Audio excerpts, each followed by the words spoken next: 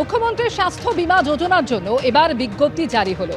আয়ুষ্মান ভারতে সুযোগ না পেলে সেক্ষেত্রে এই নতুন প্রকল্প পুরো পরিবারের জন্য 5 লক্ষ টাকার ক্যাশলেস বীমার সুবিধা থাকছে।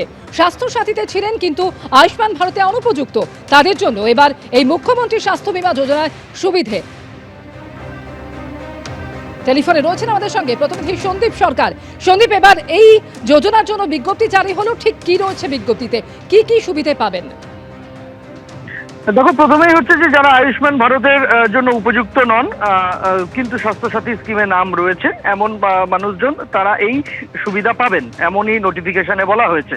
তবে তার কিছু ক্রাইটেরিয়া রয়েছে, তার জন্য কিছু নিয়মবিধি রয়েছে, যার মধ্যে প্রথমেই হচ্ছে যে পারিবারিক আয় সেটা 8 লক্ষ টাকার বেশি হওয়া চলবে না যদি এই মুখ্যমন্ত্রী স্বাস্থ্য বীমা যোজনায় অন্তর্ভুক্ত থাকতে হয়।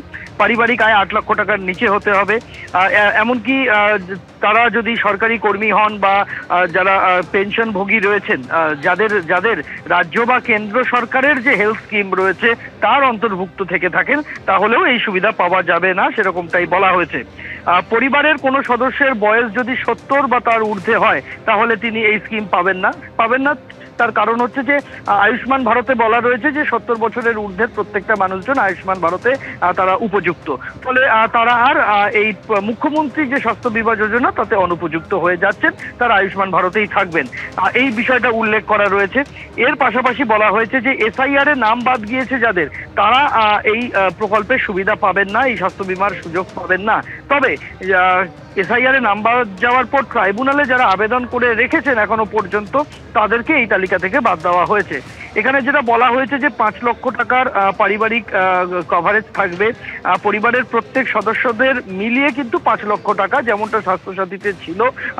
আধার এছাড়া আর কোনো ক্যাপিং নেই, পরিবারের আয়তনের ওপরও আলাদা করে কোনো এর তফাৎ হবে না, অর্থাৎ পরিবারের সদস্য সংখ্যা যাই থাকুক না কেন 5 লক্ষ টাকাই মিলবে।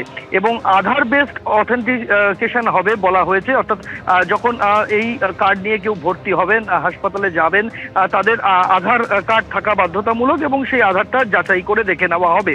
এবং এটাও বলা হয়েছে যে এই আয়ুষ্মান ভারত প্রকল্পে যে সমস্ত হাসপাতালে স্বাস্থ্য বীমার সুযোগ পাওয়া যায় আয়ুষ্মান ভারত কার্ড দিয়ে, প্রত্যেকটি হাসপাতালেই কিন্তু এই যে নতুন মুখ্যমন্ত্রী স্বাস্থ্য বীমা যোজনা সেই সুযোগ সুবিধা পাওয়া যাবে, সুযোগ সুবিধা মিলবে। ধন্যবাদ সন্দীপ। যারা আয়ুষ্মান ভারতের কার্ডে আসছে না, এমনিতে 70 ঊর্ধ্ব সবাই পেয়ে যাচ্ছেন, সেখানে কোনো নিয়ম নেই। সিনিয়র সিটিজেন সবাই পাচ্ছেন, এই রাজ্যে 40 লক্ষ সিনিয়র সিটিজেনকে আমরা কার্ড দিচ্ছি। যারা আয়ুষ্মান ভারতে আসছেন না তার জন্য রাজ্য সরকার নিজস্ব স্কিম ডিক্লেয়ার করেছে, মুখ্যমন্ত্রী স্বাস্থ্য বীমা যোজনা। আয়ুষ্মান ভারতের মতোই গোটা ভারতবর্ষ জুড়ে 5 লক্ষ টাকা পর্যন্ত আয়ুষ্মান ভারত যে হসপিটালে বা প্রাইভেট হসপিটালে, গভর্নমেন্ট হসপিটালে পান, সেখানে মুখ্যমন্ত্রী স্বাস্থ্য বীমাতেও 5 লাখ টাকা পর্যন্ত চিকিৎসা। এমনি আয়ুষ্মানের পোর্টাল তো চলছে, স্বাস্থ্যসাথীর কার্ড থেকে রোল আউট হয়ে যাবে, যতক্ষণ না এটা কমপ্লিট হচ্ছে ততক্ষণ স্বাস্থ্যসাথীর কার্ড, স্বাস্থ্যসাথী ভ্যালিড থাকবে, মানে একটাতে গেলে আর একটা বন্ধ হবে, কোনো সাধারণ মানুষের অসুবিধা হবে না। তাই আমি বলবো এটা উন্নয়নের অমৃতকাল। এবিপি আনন্দ, এগিয়ে থাকে, এগিয়ে রাখে।